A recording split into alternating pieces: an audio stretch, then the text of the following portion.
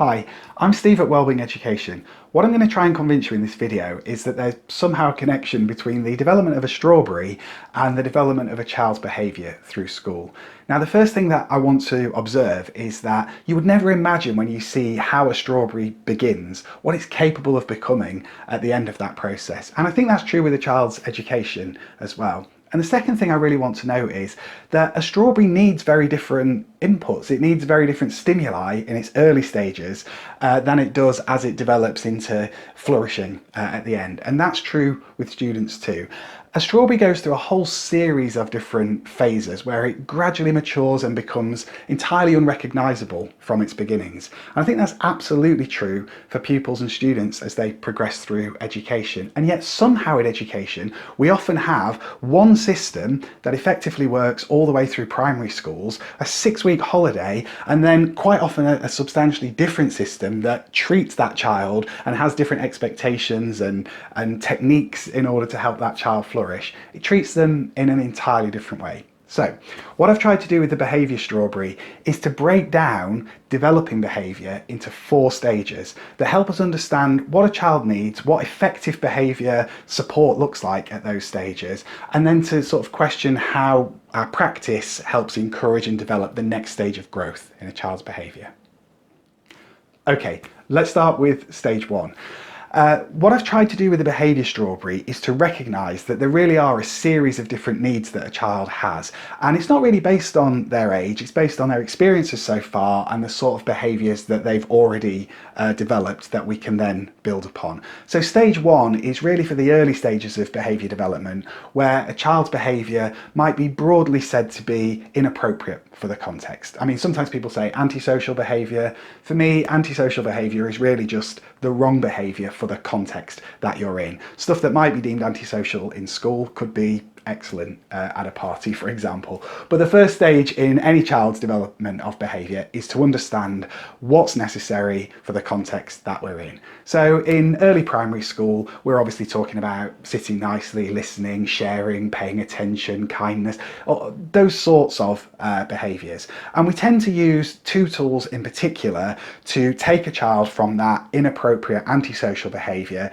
into being socialised for the context that we're in.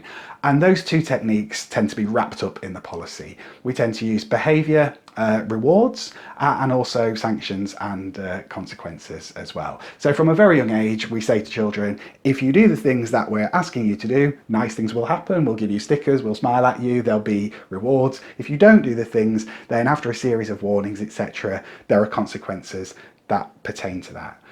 Now, something I'm really trying to do with the behaviour strawberry is to be realistic. That is an important stage. Before you can build upon that, it's really important that children move from their inappropriate antisocial behaviour into something that fits the context of school. There is for me something that's missing at stage 1 as well though, and that's a look at how the environment that children are in can really have a massive impact on their behaviour, particularly for children or students who are still at that antisocial stage. We know that simple things like distractions can make a huge difference, that they're often the children that find it the hardest to get concentrating in the first place. So if we look at the environment and we look at how many times somebody taps on the door with an unnecessary interruption or any of those things, then we can tweak the environment in ways that minimise the distractions. I have to say, it's another observation of mine that quite often the children who find it the most difficult to concentrate in a primary school have been taken out of class to do some extra support work with someone, but they're often working in the environment that is the most distracting. They're working in a room where people come and go and get stuff out of the printer all of the time. So stage 1 is about moving from antisocial behaviour to socialised behaviour through the use of rewards, sanctions, and critically a good hard look at how to engineer the environment. Now at this point I want to say stop. Here's a big question. When was the last time that your behaviour was influenced by a policy? You know, I go to schools, I attend a lot of meetings and that sort of thing, and I'm yet to see the meetings policy, the sanctions, the rewards, the expectations that are pertaining. Most people that I meet in schools, they behave the way they do for a whole complicated bunch of reasons, none of which are the policy. I've asked this question at conferences, on inset days. What are the things that affect your behaviour today? Or what are the things that affect your behaviour every day? And of the hundreds of answers that I've had, no one has ever said, I read the policy, or no one has ever said, I'm hoping for a sticker. So this is not to knock what we need at stage one. This is to recognise that fully formed adults, or ripe strawberries, fully formed adults aren't operating the way they do because of a policy. And that's the destination that we're heading for. So we use the policy, we need the sanctions and rewards to initiate growth, and we also need them as a sort of fallback position for when things have gone wrong. In terms of how do we handle children's behaviour in school, ultimately, if you're using sanctions, something's clearly gone wrong. But I would say after a certain age, if you're relying heavily on rewards, something's missing there as well. But we'll come back to that as we go. Step two. Step two is where I got to as a newly qualified teacher. Children who did what I asked them to do. So step two are children who are socialised, who understand the rules, are motivated by the rewards and consequences, and effectively do what they're told. Now, as a young teacher, I thought I'd cracked it basically. If I said jump and the children said how high, if I said work, if I said stop, if I said play but now stop, provided children did everything that I asked of them, I thought that I had sorted their behaviour. And what the Behaviour Strawberry is about recognising that that's a critical next step along the way.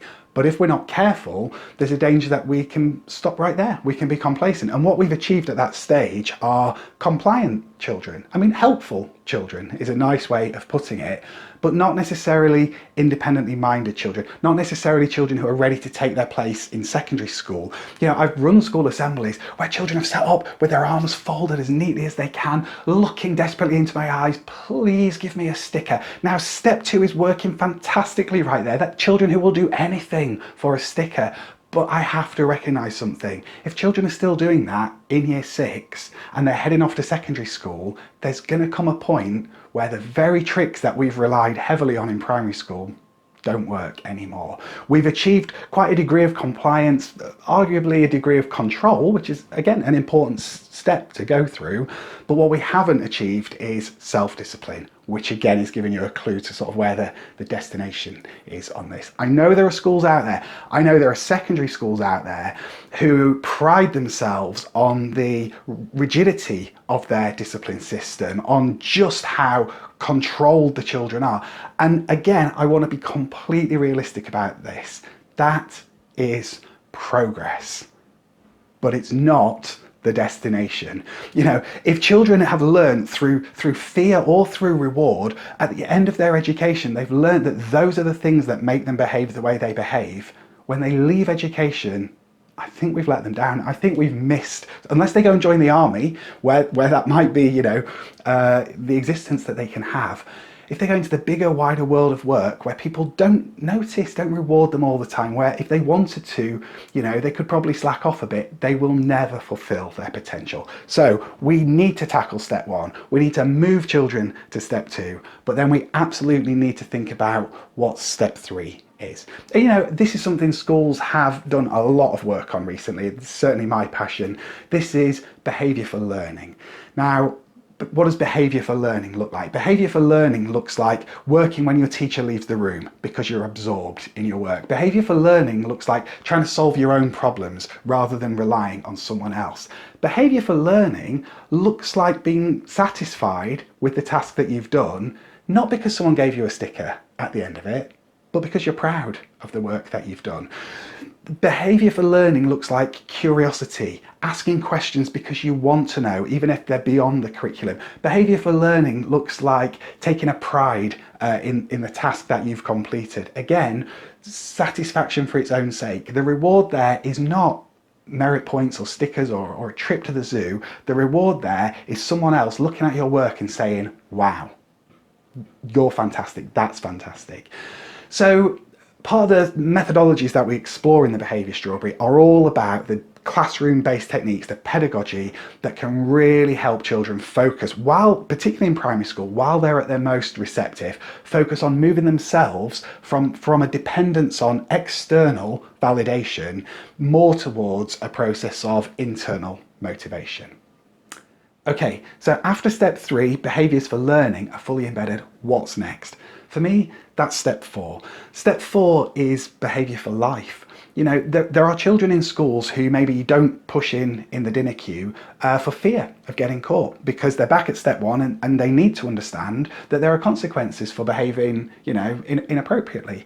There are children who are maybe not pushing in the dinner queue because they're at step two, and they're not pushing in the dinner queue because they're hoping that someone will notice how nicely they're behaving and give them a reward for not being in trouble for the week, or for actively doing something kind for somebody else. But then there are children who aren't pushing in the dinner queue because they're at step four. And that's most children, I think. They're children who aren't pushing in the dinner queue because they know it's not okay. They don't need a policy to tell them it's not okay. And they don't need a reward for acting in a way that is actually the right way to act in the first place. So again, within the behaviour strawberry, what we're looking at is, how do we actually, as children mature through these different stages, how do we wean them off a dependency on things? Because if those children are in year 5 and year 6 and they're still mostly behaving for the same reasons they were behaving when they were in foundation stage or year 1, then actually we've probably missed a trick. We've missed a developmental trick where we can take them further, so that when they head into secondary school, they don't sit silently in assembly for fear of getting caught. They probably chat to each other when they're arriving in assembly, but then respectfully listen when that assembly begins, because they understand that, you know, just like we do when we go to meetings, it's fine to socialise while things are getting organised, but when someone is talking, it's the right thing to do to listen to them. So that's just a really quick overview of what the behaviour strawberry actually is. It's a kind of conceptual model, I guess, for us to actually look harder at the practice that we're doing in primary schools, in order to make sure that we take children as far along that journey as we can before we hand them over to the next stage of their journey. Get in touch if you want to know more. I mean, this is something that I explore in great, practical detail with schools on conferences or inset days or Zoom, or however people like to talk about it.